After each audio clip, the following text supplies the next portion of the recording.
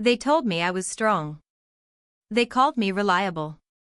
They said I didn't need anything, because I always gave everything. But what happens when being the steady one means being forgotten? When the people you sacrificed everything for rewrite the story without you in it? My name is Danielle. And this is the story of how I was erased, not just from a will, but from a family who believed I'd never walk away. If you've ever been the quiet backbone, the one who kept it all together while everyone else fell apart, this story is for you. Welcome to ErasedMe, a space where we share stories that were never supposed to be told. Where silence ends and truth begins. Subscribe to join others who refuse to be invisible. Share this if you've ever been the one who stayed until staying became too heavy. And leave a comment, because your voice deserves to be heard. Now, let me tell you how I stopped being the strong one and started being free. I was standing in the living room of the house I practically kept from falling apart. 3 times, at least. Once, when Dad had back surgery and couldn't lift anything heavier than a coffee mug, I drove 3 hours every weekend just to mow the lawn and clean the gutters. Then, during the market crash, when both of my parents lost half their retirement, I wired over my bonus before they could even ask. Last spring, when the furnace died during a cold snap, I called the contractor myself and paid the full amount up front, $178.41, right down to the last cent. That day, though, I wasn't there to fix anything. Just helping Dad scan some health insurance paperwork, something he still couldn't figure out on his 10-year-old printer scanner. He always said I was good with tech. Funny, considering I haven't worked in IT since college, I manage projects now. But to him, anything with buttons and wires was Danny's territory. The dining table was a mess of papers. Medicare forms, medical bills, a utility notice. I flipped through, fast, methodical. Then I saw it. A thick, cream-colored folder labeled in Mom's careful cursive. Estate plan, final copy. I paused. I shouldn't have opened it. I know that. But I'd just refilled their prescription meds last week. I'd been covering their water bill for months. I told myself I was just curious, just checking. Inside, the notarized will. 2 months old. Every asset, this house, the retirement funds, the life insurance, left entirely to Mason. Mason, my brother. Mason, who hadn't paid rent a day in his life. My name? 1 line. We love both our children equally and trust they'll take care of each other. That was it. I just stood there, holding the will, feeling like I'd opened the wrong book and discovered I was never a character in it to begin with. The scanner hummed behind me, dutiful as always, unaware that something inside me had cracked just a little. There was no mention of the bills I'd paid, the grocery deliveries, the weekends I'd given up to sit in waiting rooms or fix loose stair rails. Not even a footnote. Just that 1 line. We love both our children equally and trust they'll take care of each other. Trust. What a loaded word. Dad came back into the room with a fresh mug of coffee, unaware, still talking about deductible limits and scan resolutions. I held up the folder. Is this real? I asked, my voice low but steady.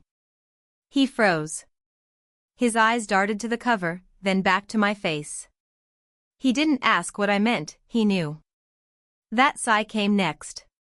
The long one he used when a conversation was already lost before it began. It's not what you think, he said. But it was exactly what I thought. Mason got everything. I got the assumption that I'd be okay. I always had been. That was the unspoken contract. Be strong, be the reliable one, and in return, well, nothing, apparently. We figured you'd understand, he added. Understand what? That my reliability made me invisible? I didn't yell. I didn't throw the folder across the room or storm out like someone in a bad TV drama. I just placed it gently back on the table and walked outside. The porch swing creaked when I sat down. I'd replaced it myself 2 summers ago after it cracked beneath Mason's weight. He'd promised to help. He'd never showed. As the wind rustled the old oak tree across the yard, I wondered what it felt like to be chosen. Not just counted on. Chosen. The porch swing groaned beneath me as I rocked back and forth, trying to breathe through the weight in my chest. 2 summers ago, I'd sanded and stained this very swing with my own hands. I'd even replaced the rusty bolts when no one noticed they were coming loose. That same week, I paid to have the deck railing repaired after it gave out. Mason said he was between paychecks. Again. I never made a fuss.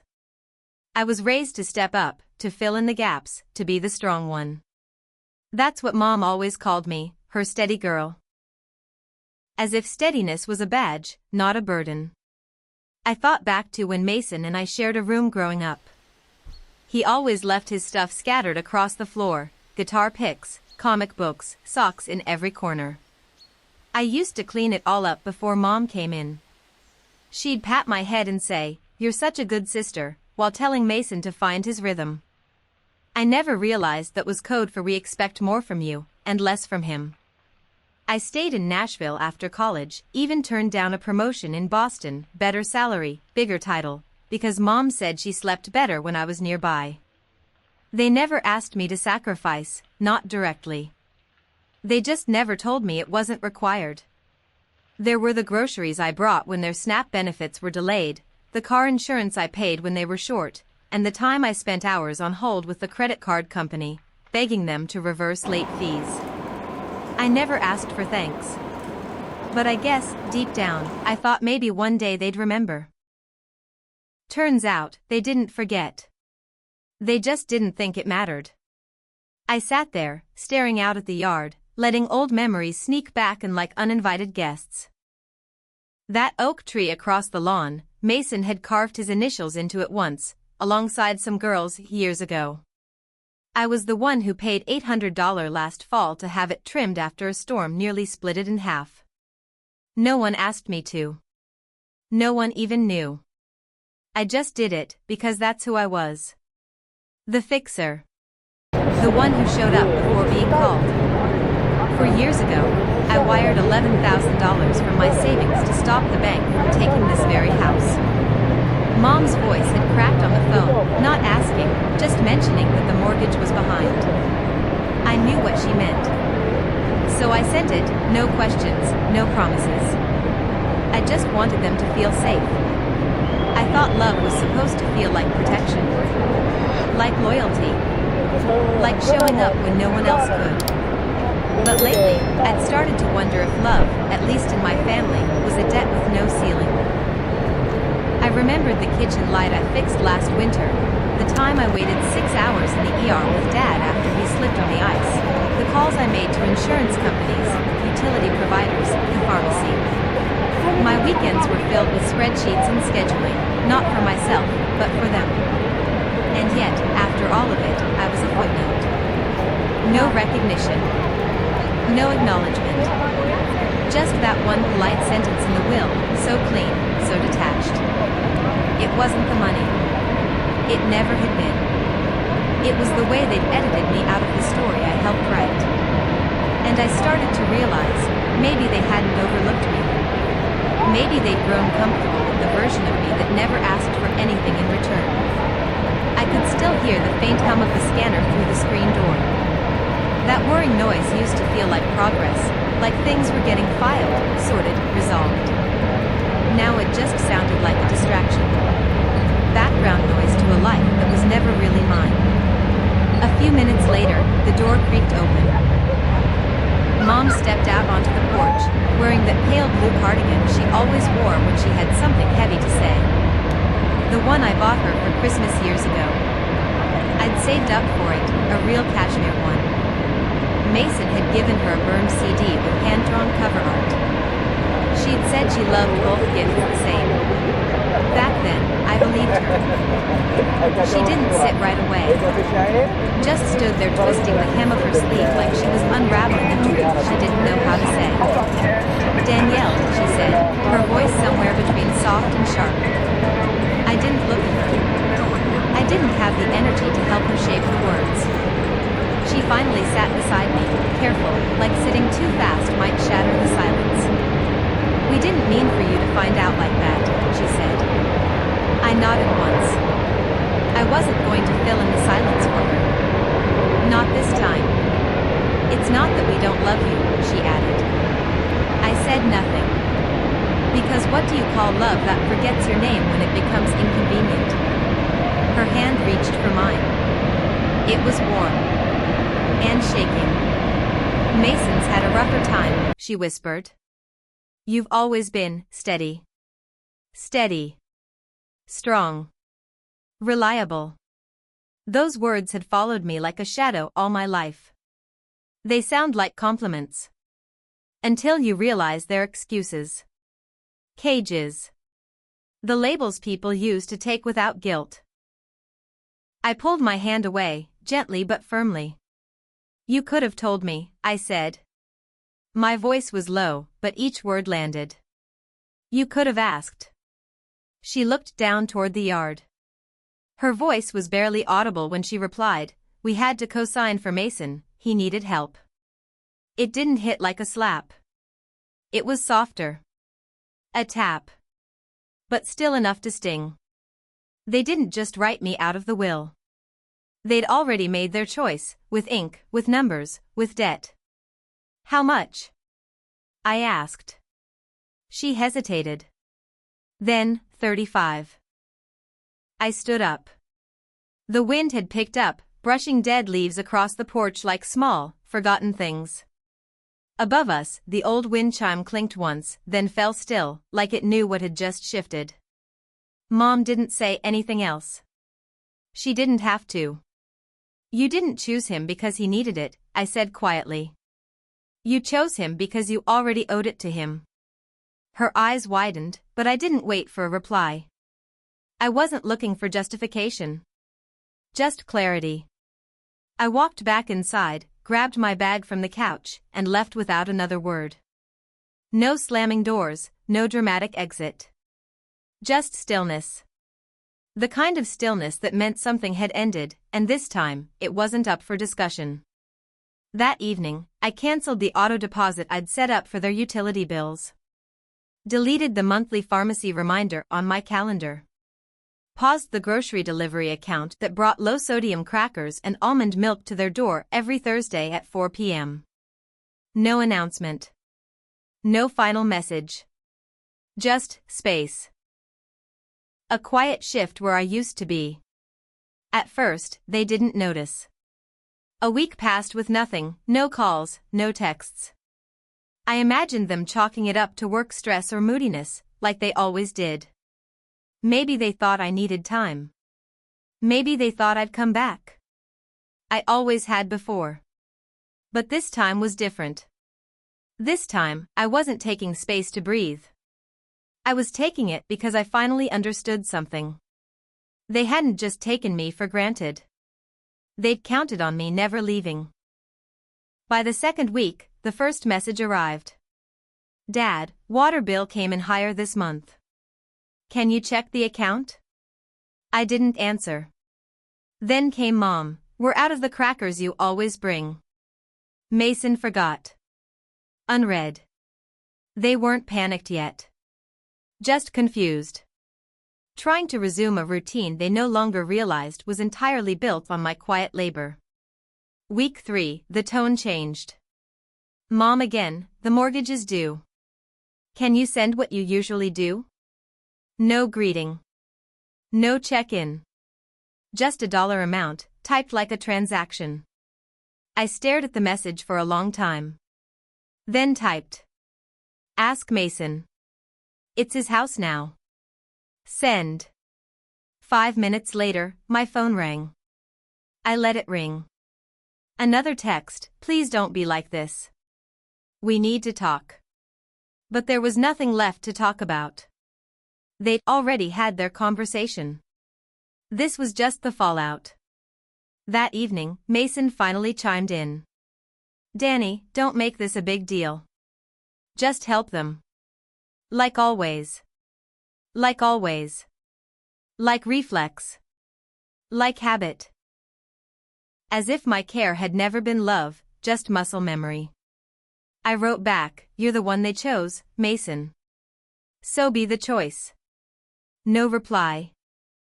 The next morning, I woke to a transfer request from Mom, $3,200, the exact amount of the overdue mortgage and penalties. No message. No explanation. Just numbers. I declined it without hesitation. A minute later, the phone rang again. And again. Then. "We could lose the house if you don't help us."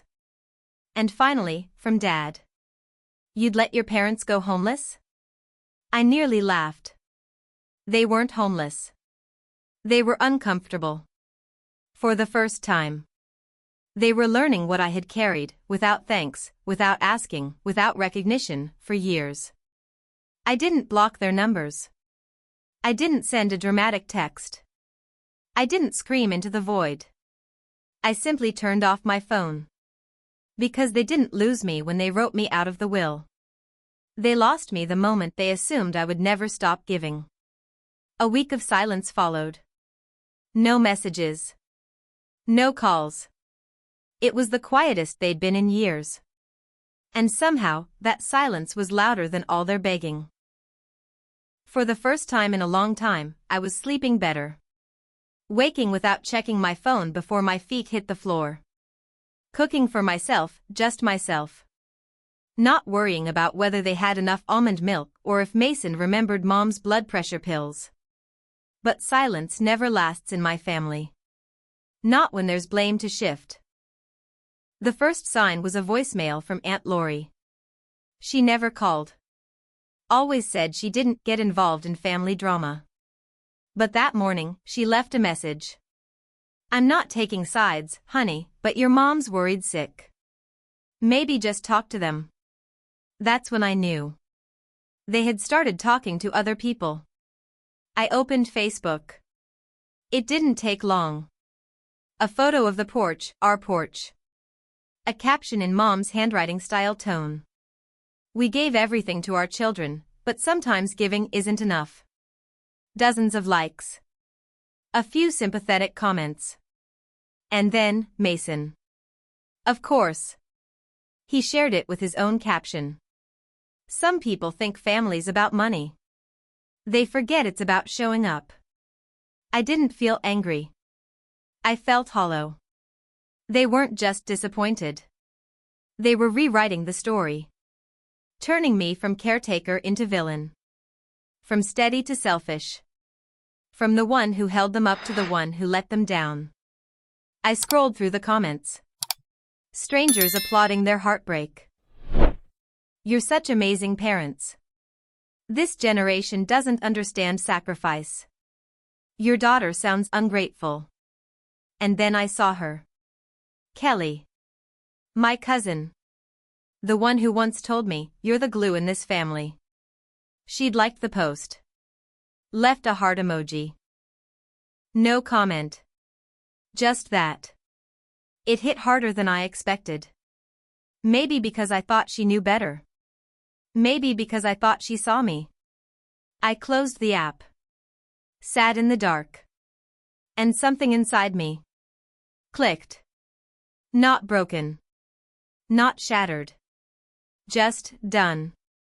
They came on a Thursday. I should have expected it. The texts hadn't worked. The guilt had gone stale. The story online didn't bend me. So, naturally, the next move was escalation. My phone rang at 10:42 a.m. "Reception, Ms. Rivers? Your parents are here, and a man who says he's your brother."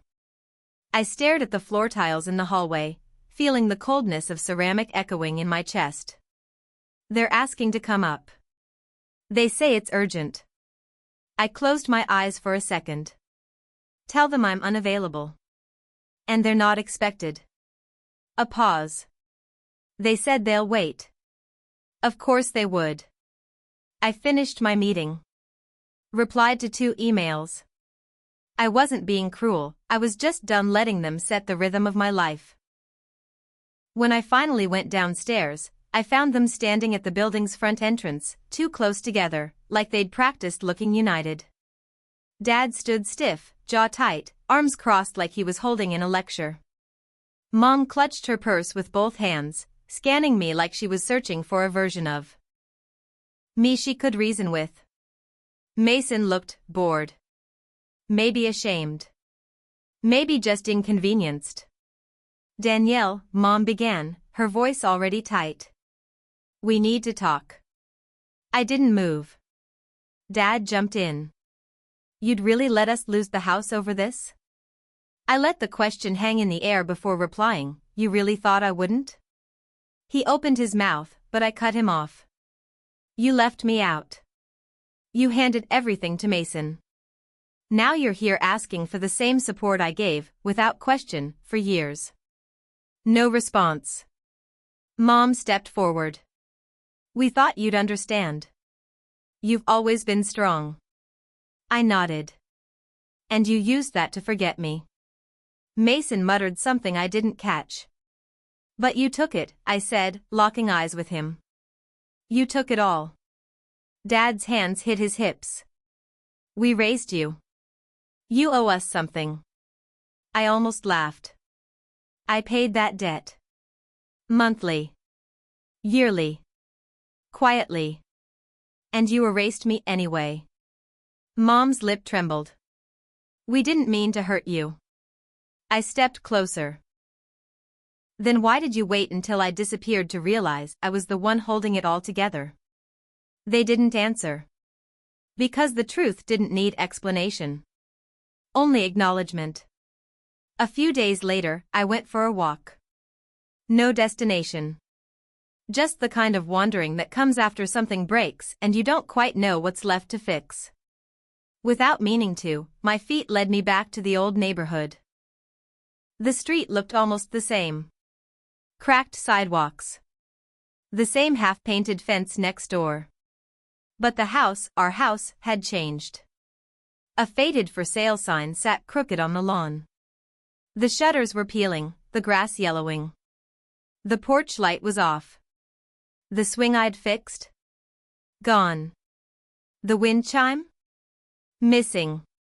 The space felt smaller somehow, like it was already trying to forget we'd ever lived there. I didn't walk up the driveway. I didn't need to see inside to know what had collapsed. That house didn't keep me. I kept it. With sacrifice. With silence.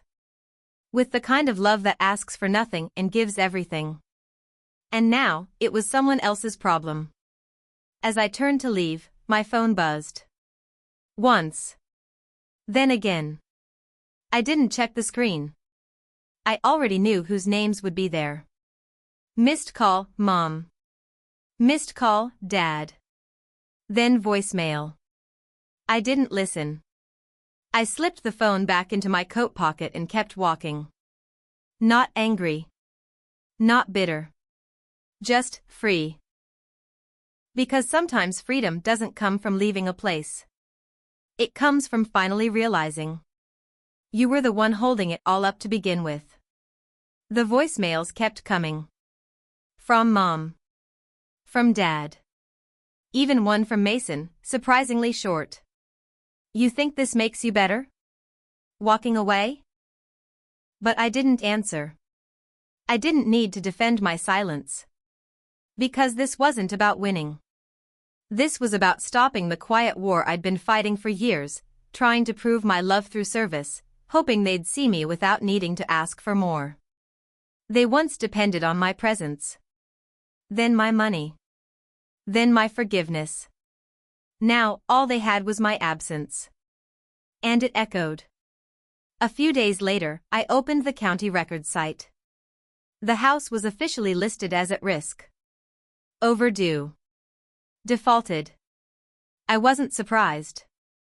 The savings they gave Mason was probably gone, poured into keeping up appearances, like a dam patched with duct tape. There was a time I would have jumped in, called the bank, negotiated a deferment, moved things around. But not anymore. Now, I made tea. Lit a candle. Sat by my window while the late autumn light dipped gold across the floor. Sometimes, you don't need to burn bridges. You just stop crossing them. You let them rot on their own. They didn't lose me because of a will. They lost me when they made love conditional. When they chose silence over recognition, assumption over gratitude. And now? I'm not the daughter who vanished. I'm the woman who finally stepped out of the story they wrote without me. Life isn't always fair to those who carry the weight in silence. Danielle's story is a powerful reminder that loyalty and sacrifice should never be taken for granted. She loved, supported, and held her family together, not for praise, but because she believed it was the right thing to do. Yet over time, silence can make people forget that you, too, are human, deserving of recognition, appreciation, and love. Danielle's courage wasn't in confrontation, it was in stepping away. Not because she stopped loving them, but because she chose to love herself more. The most painful part wasn't that they left everything to Mason, it was that they believed she'd always stay, no matter how forgotten she became. The lesson isn't in the loss, but in the decision to let go. Sometimes, real love means knowing when to walk away, when your kindness is being used and your worth erased. Not everyone who stays silent agrees. And some people, when they leave, say more in their absence than they ever could with words.